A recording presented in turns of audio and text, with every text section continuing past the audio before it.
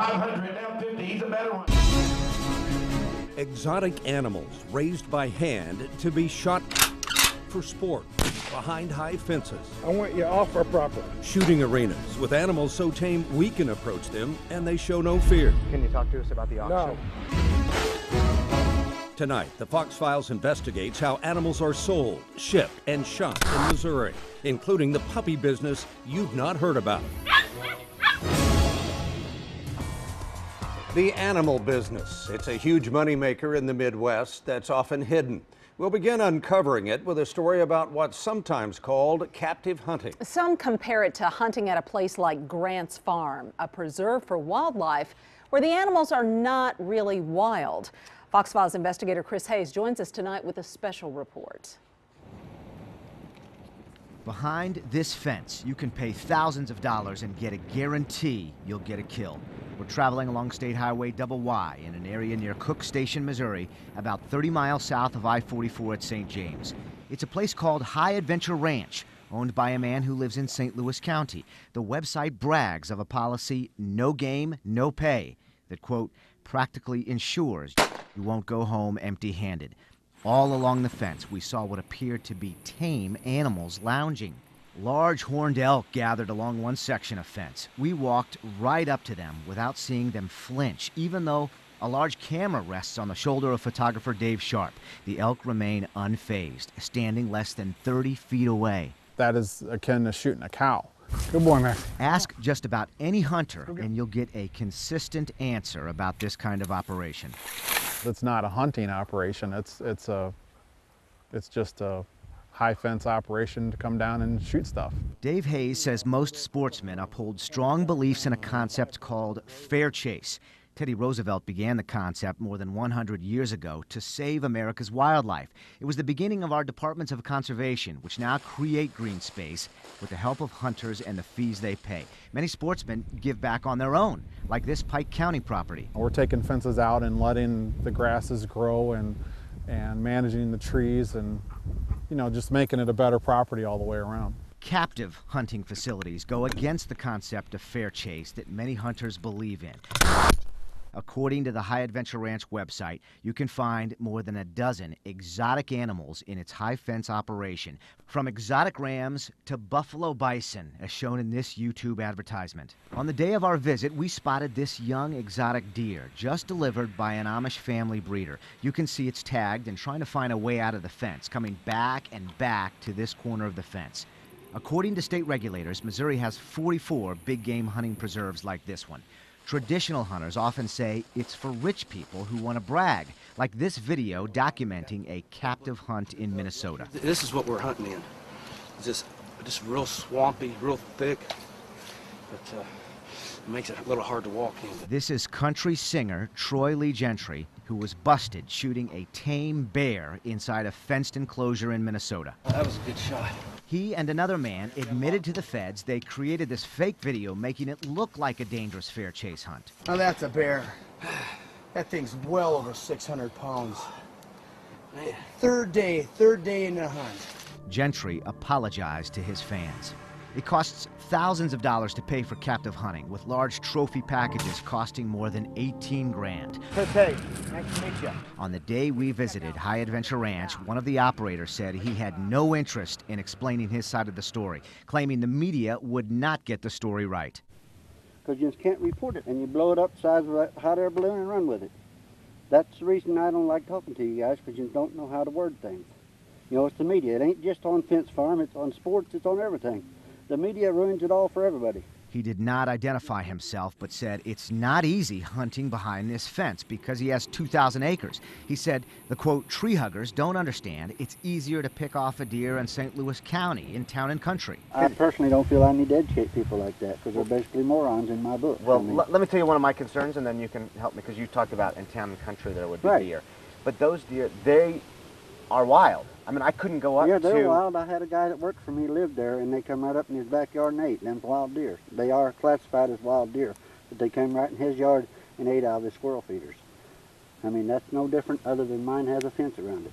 Okay, because what I was going to say, I mean, the animal that was right there kind of looked like I could come up to it like in a petting zoo. Well, yeah, he just come off of a trailer. What did you think he was going to do? I mean, he don't know where he's at. He was raised on another farm, transferred to this one. Many other captive hunted animals come from exotic animal auctions like this.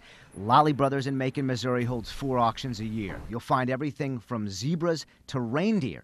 Most of the cars parked outside have Texas plates. Texas is the state with the most captive hunting facilities in the country, with more than half of them. We didn't have our camera out for 10 minutes across Main Street when someone chased us down saying we're still on Lolly Brothers' private property. Get your vehicle off here. I'm going to call the police. Okay, so just move to the easement, you say. And who are you? I'm not saying who I am. Who are you? Chris Hayes with Fox 2. I want you off our property. Can you talk to us about the auction? No. Why not? He didn't care why we were there. He just wanted us far away. According to the Department of Conservation, dozens of Missouri businesses have license to operate facilities like we've shown you. Tom and Mandy. Here's Fred Robinson under federal indictment. The FBI accuses him of embezzling from a charter school while failing to show up for a St. Louis City Treasurer's Office job. Day after day we spotted him here, sometimes reading the paper, other times seemingly sleeping, but never did it look like he was doing any work. Does it surprise you at all that I tell you that there's a parking enforcement guy sitting right over there? Yeah, where? Right behind you. This is a secluded lot under Highway 40 next to Metrolink and Greyhound. You're supposed to prepay parking at this terminal. Amby Rowland did not. I'm surprised I don't have a ticket, but thank you. I'm glad I don't. One day we watched Robinson. It looked like his water hose broke. Even that didn't budge him. After 4 days of this, we took our questions straight to him. What exactly are you doing here, Mr. Robinson? Are you trying to prove that you're a legitimate treasurer employee? Because I'm not sure this is doing the trick. We've seen you out here 4 days, sitting in a handicapped spot, reading a newspaper. What's going on? Somebody just walked out without paying their parking. Despite his fondness for this handicapped spot, he does not have a placard. We're not sure what treasurer employee Robinson does here every day. He's got an envelope with hash marks on it, the days of the week, and several hash marks for each day. But this seems to be a strange parking lot for him to monitor because it's never full. Today is a typical day, and it's not even half full. Suddenly, we found ourselves on the other end of a surprise visit. You're harassing our client? Your client? Yes, that's right. I'm an investigator for the federal public defender. This is his lawyer right there. What's he doing right now? Who are you? What are you doing? With Chris Hayes with Fox 2. We got a tip that he was sitting here, and we want to know what he's doing. What business is it of yours? This government taxpayer-paid legal team was demanding we answer why we're on public property and why we're asking about a public employee. I want to know what Mr. Robinson is doing. At this point in I time... asked him what business it is of his. Okay. We don't wish to comment right now, so that's our position. Okay. I'm just wondering what he's doing for the taxpayers' dollar. He's getting paid by taxpayers, and I'm wondering what he's doing. Okay. As you know, Mr. Robinson is employed by the city of St. Louis, and that is his job. And we request that you stop filming Mr. Robinson at this time and don't harass him. Okay? I think the taxpayers, though, deserve an answer about what he's doing. And people are parking here, and they're not paying for their parking, and he's just sitting there. Mr. Robinson is employed by the city of St. Louis. He's performing his job. Okay? He's employed by the city of St. Louis. That's what I'm asking, what his job? Okay? So at this time, that's all we have to say. So I appreciate not harassing Mr. Robinson, okay? So we're harassing him by coming on public property and trying to find out what he's doing for his salary. That's harassment? Asking him questions when his lawyer has said he's not going to have any comment, which is his right. It all happens in court. Go to court and try to film it correctly, all right, and accurately. Cameras are prohibited from federal courtrooms, and this same legal team recently asked for a secret hearing. When we went to Robinson's boss for answers, we found what's been the typical response from Treasurer Larry Williams. Hello? Anybody here?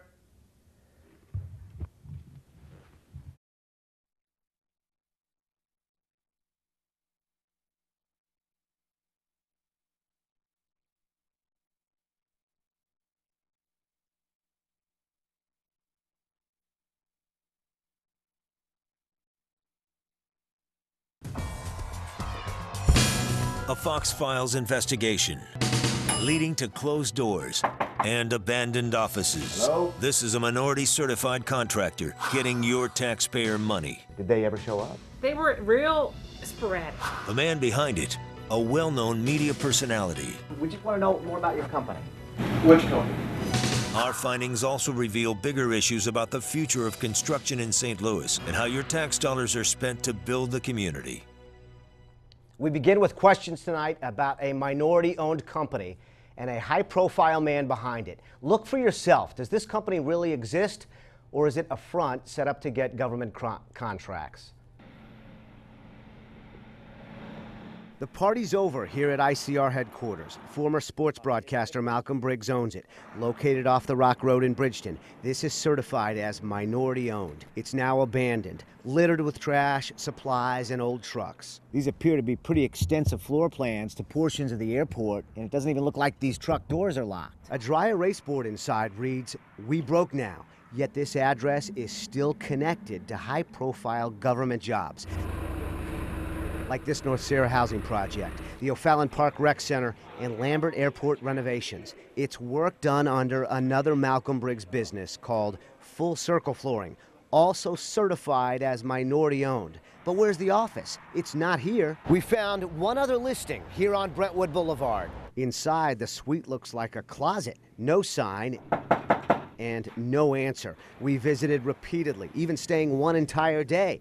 Then I asked at an office next door. I don't even know exactly what his business was. There were a couple times the UPS guy came and said, "Can you accept this package?" A couple days later they'd come in, and I understand you have a package of ours. Briggs' personal bankruptcy records reveal total liabilities of more than $4.5 million, which includes lists of tax claims involving Briggs' previous business.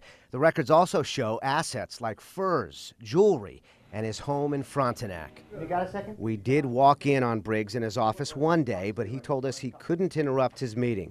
I can't right now. I know. That's why I was just going to wait. Yeah, just give me. I don't know how long we're going to be. We've been here for a while, so we're working on the project. Okay. We got time. All right. Thank you. It'll probably be a while. He never appeared to show up again. We returned more than a dozen times. We also visited job sites where his Full Circle company works. Employees tell me they don't see Briggs much. In fact, they say they don't really answer to him.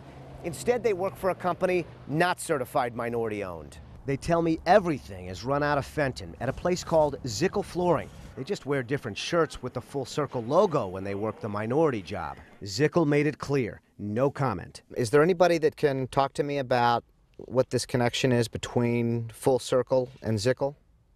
No, sir, I'm sorry. We took our evidence to Eric Vickers, who's made a living fighting for racial justice. It has all the indicia of being a front company. That sends a signal that it's okay to play games in the marketplace rather than contract with those minorities and women who are legitimately trying to set up firms. Vickers protested Briggs 8 years ago when Briggs was still working in TV as a sports broadcaster and just getting into contracting. By phone, Malcolm Briggs denied being a front man, and he denied getting his employees from another company. He said he hires straight from the union and doesn't know why his employees would tell me otherwise. So I called the union. I asked about Briggs' company, Full Circle. A rep here gave me a number to contact him, a number based in Fenton. He said, quote, "They'll answer Zickel. Tell them you want to deal with Full Circle." So I called. Zickel Flooring? Hi, I'm looking for Full Circle Flooring. May I ask who's calling? Yeah, this is Chris Hayes. Hold on, please. After more than a minute on hold, she came back on the line to say, Oh, I'm sorry, you have the wrong number. Briggs denied repeated requests for an interview, including 3 phone calls and more than 12 personal visits. I even delivered a letter to his office asking for specifics about his track record and the number of minorities and women he's hired. He didn't respond, but he did brag about a new sign on his office. It's printed out on paper and taped next to the door. His response by phone to requests for interviews, "There's nothing in it for me." This may be perfectly legal because Briggs has a piece of paper from Missouri's Secretary of State registering Full Circle Flooring as a business he solely owns. This may point to a bigger issue detailed in a new study that indicates a shortage of minority workers and business owners. Now some industry groups say St. Louis must make drastic changes if it's going to build a workforce that's both solid and diverse. I thought that was going to. Brian Murphy of BAM Contracting fears minority front companies could be fueled by a worker shortage. I asked him about his own hiring. As an owner, have you had a hard time finding minority workers? It is part of my business plan is to try and employ minority workers in the workforce. It's been frustrating for me to try and get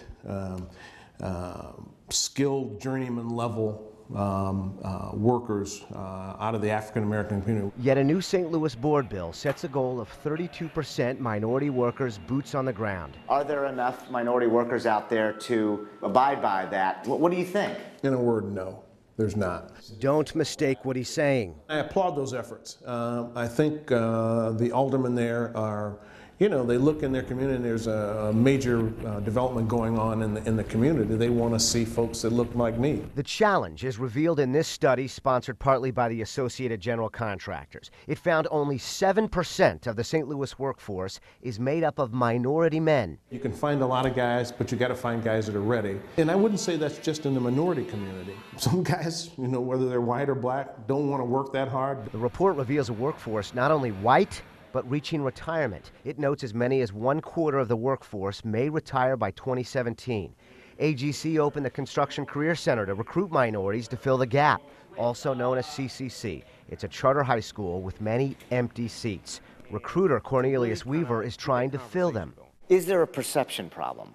You know, I think a lot of times people perceive construction to be just hammer and nails. You know, they perceive it to be you know, a very grunt, you know, poor man's trade, but it's definitely not. I mean, there are some high wage paying jobs. Terrell Henderson is a CCC grad who had an iron worker job waiting for him. He's not sure kids know about the opportunities. The kids that you grew up with, what did they want to do? A lot of them, you know, they doctors, lawyers, you know, football players, you know, those. You never heard a lot of them, you know, oh, I want to be a construction worker. You know. He not only makes good money, $32 an hour, not counting benefits. He's only 4 years out of high school. He's already dreaming of his own contracting company. Henderson hears plenty about minority fronts. I heard a lot, actually, you know, different guys talking about, you know, if a company pop up, be like, oh, yeah, you know, this company's owned by such and such, you know. It's really owned by this man, but he, you know, has it in this person's name to get the minority status. Coming up, we'll talk to one of the men behind the study and a minority contracting advocate about why the future hinges on everyone working together to solve the diversity problem.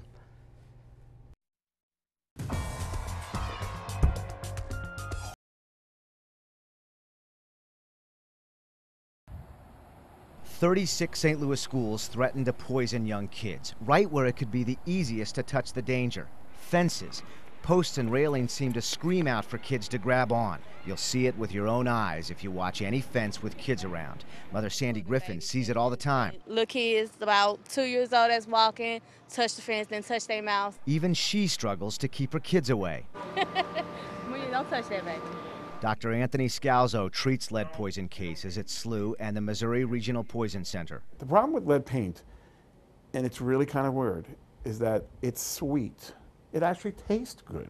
So kids will eat it and then they'll go, wow, this is good. They don't know what they're doing. Now think about the fact that schools could be the source of the hazard.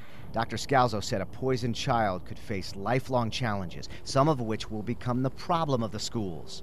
In the future, this is going to take teachers and possibly psychologists and learning specialists and all of us as a society to actually fix this problem. Because to me, it is a social problem. I mean, it's become a medical problem. St. Louis city lead inspectors found the lead hazards on school fences in 2004. They tested them as a courtesy, and in 7 years, the fences remain virtually untouched. City lead inspectors say a child could be poisoned with the same amount of lead dust that would fill this sugar packet, even if it were spread across an area the size of a basketball court. That's all it takes.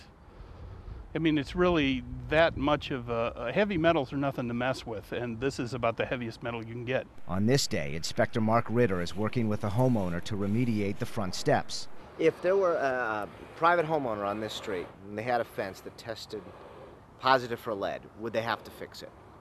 If there was if we had been called in to do the investigation, yes, they would. It appears the schools are just expected to do the right thing. St. Louis Schools Operations Director Roger Casey said they know their fences present problems, but it's not possible to fix now. A private citizen may say, well, there's something inherently unfair that I would have to fix it, but the schools don't. That I really can't respond to it as far as what a private owner has done. I just know that we handle what we think we have, what's our priorities.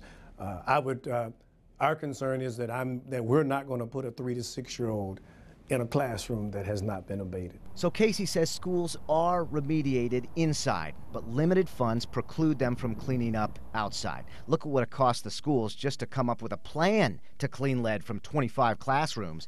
The St. Louis Public Schools paid this consulting group called City Design $61,000 just for the plan. Any project before it starts, our consultants go out and do an analysis of whatever work is going to be done. That $61,000 remediation plan was 17% of the actual work costs, which approached $360,000. Casey estimates it could cost as much as $100,000 to remediate each fence. Malamphy School worked with a lead safety nonprofit group to clean up part of this fence. Then the job became too daunting. Humboldt School used volunteers to paint over this one, and it shows. The volunteers just covered up the problem. EPA rules don't allow volunteers to scrape and sand lead paint, so they just painted over it. We found it flaking everywhere. Casey said it was their only option. In a perfect world, please understand that we would abate all items, but we have a lot of our schools have lead in them somewhere. Kids also won't touch poison in a perfect world, but as Mother Sandy Griffin explained, they're kids. If poison is within reach, they will get to it. For the Fox Files, I'm Chris Hayes.